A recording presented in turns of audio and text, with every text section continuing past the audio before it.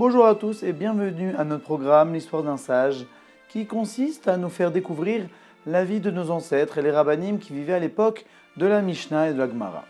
Aujourd'hui, nous allons parler de Shimon ben Shetach.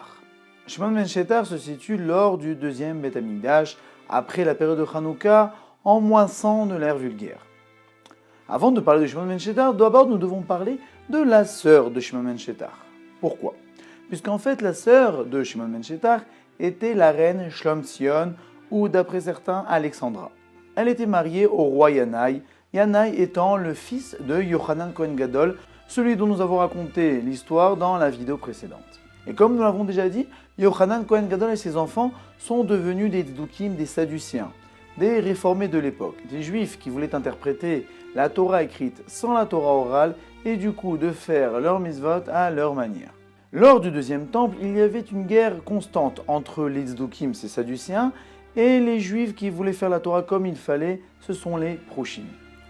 Et étant donné que le roi Yanaï faisait partie de la secte des Sadduciens des Tzdukim, alors il décida d'évincer le Sanhédrin, le grand tribunal qui se trouve à Yerushalayim, et de tuer malheureusement tous les juges qui s'y trouvaient. Et il les remplaça par des juges Tzdukim sadduciens. Mais étant donné que Shimon ben Shetach a vu qu'il était très risqué de rester à Yerushalayim, donc Shlom Tzion, sa sœur, qui était la femme du roi Yanaï, décida de le cacher jusqu'à que la tension redescende. Et grâce à sa sagesse, Shlom Tzion réussit à calmer son mari Yanaï. Bien qu'il était Tzduki, elle a réussi à le convaincre et à lui dire que le fait qu'il y ait des proshim, des chachamim, ça ne joue en rien à sa place de roi. Donc du coup, Yanaï l'écouta et demanda à Shimon ben Shetach de revenir. Étant donné que Shimon ben Shetach était proche du roi, étant donné que c'était son beau-frère, a réussi à trouver une place dans le Sanhédrin. Et là, il commença une guerre dissimulée afin de lui aussi, à son tour, d'évincer le mauvais Sanhédrin qui était constitué de tous les sages sadducéens et de les remplacer par les vrais Talmidei Chachamim, les vrais Dayanim. Et là, il commençait à leur poser plein de questions, mais surtout à leur demander la source de leurs paroles. Mais étant donné qu'ils ne se fondaient sur rien, il n'y avait pas de source, donc ils commencèrent peu à peu à démissionner de leur rôle de juge. Et là, Shimon ben Shetach réinstitua le grand Sanhédrin, le grand tribunal, avec les vrais juges qui devraient le constituer.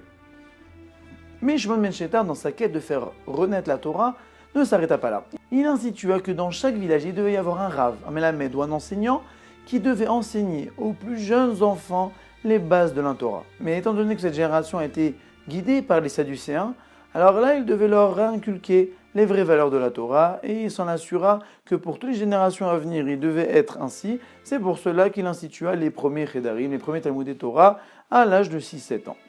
Mais malheureusement, Shimon ben Shetach ne put garder sa place puisqu'il a dû fuir à cause de son beau-frère Yanaï Amelech, Yanaï le roi.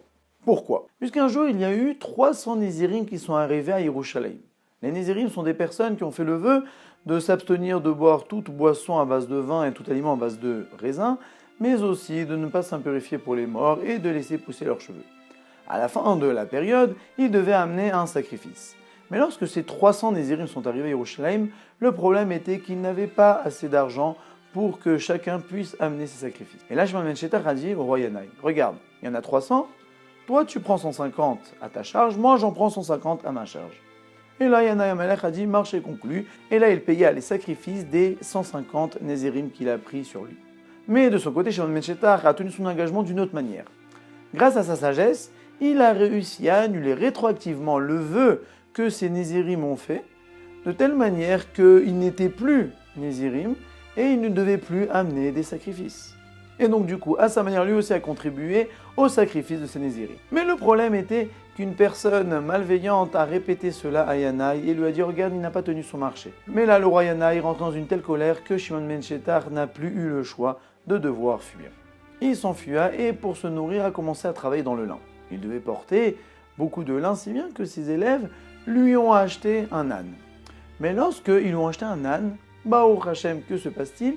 Autour du cou de l'âne, il y avait un diamant d'une valeur énorme. Et là, ses élèves disent, oh, regardez, vous n'avez plus besoin de travailler, vous avez gagné un diamant. Et là, Shimon ben Shetach leur a dit, oh, j'ai acheté un âne. j'ai pas acheté une pierre précieuse. Et il rendit la pierre précieuse au marchand. Et lorsque le marchand a vu ce si bel acte, a commencé à bénir Akadosh Baruch Hu, a dit regarde tes juifs comme ils sont beaux. C'est pour cela que Shimon ben Shetar l'a fait, pour faire la sanctification du nom divin, le Kiddush Hashem. Après quelque temps, Shimon ben Shetar retourna à Yerushalayim, puisque en fait, un jour, des nobles de Perse sont venus voir le roi Yanaï, et lors de la discussion, lui ont demandé « Mais où est la vieille personne qui se trouvait toujours à tes côtés et qui était si sage ?» Et là, Yanaï leur a répondu qu'il était exilé. Mais là, les nobles lui ont dit « Non, tu nous le rappelles, nous avons envie de le voir. » Si bien que Yanaï a rappelé Shimon ben Shetar avec la promesse de rien lui faire. Mais quand même, lui a demandé par curiosité « Mais pourquoi m'as-tu roulé? Moi, j'ai pris les 150 Nézirim sur moi, toi, tu n'as rien fait. » Il a dit « Hop, hop, hop, on ne peut pas dire que j'ai rien fait. Toi, tu les as pris à ta manière. Tu les as pris avec ton argent. Moi, j'ai respecté mon engagement avec ma sagesse. Il y a un passouk dans Kohelet qui dit qu'une personne peut vivre avec sa sagesse encore mieux qu'avec son argent. Donc, tu as respecté ton engagement, j'ai respecté mon engagement. » Et par conséquent, Shimon ben Shetar récupéra sa place au Sanhédrin. Quelque temps après, le roi Yanaï décéda, si bien que sa femme, Shlom Tzion, a régné sur Israël pendant 9 années. Et ces 9 années étaient bénies d'une abondance aussi bien spirituelle où il y a eu une renaissance de la Torah, mais aussi d'une abondance matérielle. Lors de cette période, Shimon ben Shetar, avec le Sanhédrin, institua de nombreux décrets dans le peuple juif qui sont relatés à travers le Talmud. Un de ces décrets concerne la ktuva d'un mariage, c'est-à-dire une personne qui se marie avec une femme s'engage, au cas où Chas v'Shalom devait divorcer, de payer à la femme divorcée une pension alimentaire. Mais à l'époque, ces personnes-là mettaient cette pension au préalable chez le père de la femme, comme ça l'argent était là, et au cas où il divorçait, l'argent était déjà prêt. Mais le problème, c'est qu'étant donné que cet argent était déjà prêt, donc facilement, ils arrivaient à divorcer. Là, Shimon ben Shetar dit que ce n'est pas possible. Il faut qu'une personne quand même réfléchisse à 2 fois avant de divorcer. S'il sait qu'il devra payer une grosse somme, peut-être là, ça le fera réfléchir à faire des efforts pour ne pas divorcer. C'est bien qu'il institua qu'au lieu de placer cet argent chez le père de la kala de la femme, il devait assujettir tous ses biens afin de nourrir sa femme au cas de divorce. Ainsi, la personne allait réfléchir à 2 fois avant de divorcer et allait faire des efforts de Shalom Bayit. Mis à part ces décrets qui nous sont rapportés dans le Talmud, il nous est relaté une histoire assez juteuse sur un épisode de la vie de Shimon ben Shetar. C'est l'épisode de la vie de Shimon ben Shetar avec les 80 sorcières. En effet, dans la Torah, il nous est ordonné « Mechashefa lo techaye » tu ne devras pas faire vivre les sorcières. Toute personne qui utilise la magie noire ou les forces de l'impureté doivent être tuées par le tribunal. Étant donné que Shimon ben Shetar était à la tête du tribunal, il lui a incombé de faire le ménage auprès de ces sorcières-là. Il y avait donc 80 sorcières juives qui se trouvaient à Ashkelon. Et Shimon ben Shetar prit avec lui 80 jeunes garçons qui étaient assez grands de taille. Il leur dit « Prenez des manteaux, mettez-les dans une cruche bien fermée. » Et là, Shimon ben Shetar prit les 80 jeunes garçons et alla sous une pluie torrentielle à la porte de la grotte de ces 80 sorcières. Et il leur dit « Regardez, je vais rentrer dans la grotte. Dès que je vais crier un cri, vous sortez votre manteau et vous le mettez. Dès que je vais crier un deuxième cri, vous rentrez et chacun de vous devra prendre une sorcière et la porter bien dans l'air. » C'est pour ça qu'il devait être grand de taille. Pourquoi? Puisqu'en fait, une sorcière qui ne touche pas le sol ne peut exercer sa magie. Shimon ben Shetar alla à l'entrée de la grotte et demanda l'autorisation aux sorcières de rentrer. Et là, les sorcières lui ont dit « Mais pourquoi tu veux rentrer ?» Et il leur répondit « Moi aussi, je suis un grand sorcier. Et j'ai envie d'apprendre de vous et aussi de vous enseigner mes propres tours. » Mais là, les sorcières « Ok, tu peux rentrer. » Et les sorcières commencèrent à lui montrer plusieurs tours de magie.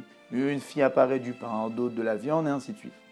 Après leur tour effectué, les sorcières demandèrent à Shimon ben Shetar « Vas-y, montre-nous de quoi tu es capable. » Là, Shimon ben Shetar leur dit « Regardez, il pleut dehors. Je vais vous faire apparaître 80 jeunes garçons secs de la tête aux pieds pour faire la fête avec vous. » Donc, Shimon ben Shetar poussa un premier cri, les garçons ont mis leur manteau tout secs sur eux, et le deuxième cri arrivé, les garçons rentrèrent dans la grotte, et étant donné que les sorcières ont cru que ces garçons sont venus faire la fête avec elles, alors elles se sont laissées emporter par ces garçons, mais aussi portées en l'air. Et là, du coup, elles se sont fait prises au piège, et étant donné qu'elles étaient en l'air, elles ne pouvaient plus exercer leur magie. Et là, donc, du coup, Shimon ben Shetar les amena au Sanhédrin, et celui-ci les tua. Mais le problème, c'est que ces sorcières avaient des proches qui voulaient se venger de Shimon ben Shetar. Et par conséquent, ces proches ont effectué un faux témoignage sur le fils de Shimon ben Shetar afin de le rendre coupable d'un crime qu'il n'avait pas commis pour que le Sanhédrin le tue aussi à son tour. Et malheureusement, le faux témoignage a été bien mené, si bien que le Sanhédrin prononça le verdict que le fils de Shimon ben Shétar devait mourir. Mais avant de mourir, le fils de Shimon ben Shétar dit ainsi, il dit « Regardez, si je suis coupable de la faute dont vous m'accusez, alors que ma mort ne me pardonne pas.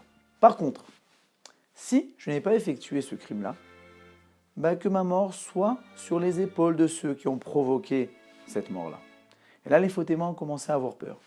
Et ont commencé à se rétracter, à leur dire « Non, non, en fait, nous avons tous menti, ce n'est pas vrai, il n'a pas commis de crime. » Mais le problème est qu'il y a une halakha que lorsque le Sanhédrin, le grand tribunal, prononce un verdict, après le verdict prononcé, on ne peut plus rien faire.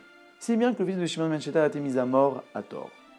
Maintenant, lorsque nous allons voir dans Pirkei Avot, Perek Aleph, Mishnah Tet, l'enseignement de Shimon ben Shétar qui nous dit « Eve marbe l'arkor et taïdim » fais attention de bien vérifier les témoins. Alors là, nous pouvons comprendre avec un peu plus de profondeur pourquoi Shimon ben Shétar nous a dit cet enseignement. Étant donné qu'il a perdu son fils par le fait que le grand tribunal se soit fait berner par de faux témoignages, donc il insiste pour que le tribunal fasse attention à ne pas recevoir de faux témoignages. C'est pour ça qu'il est intéressant de connaître la vie de nos sages afin de comprendre avec un peu plus de profondeur leurs paroles.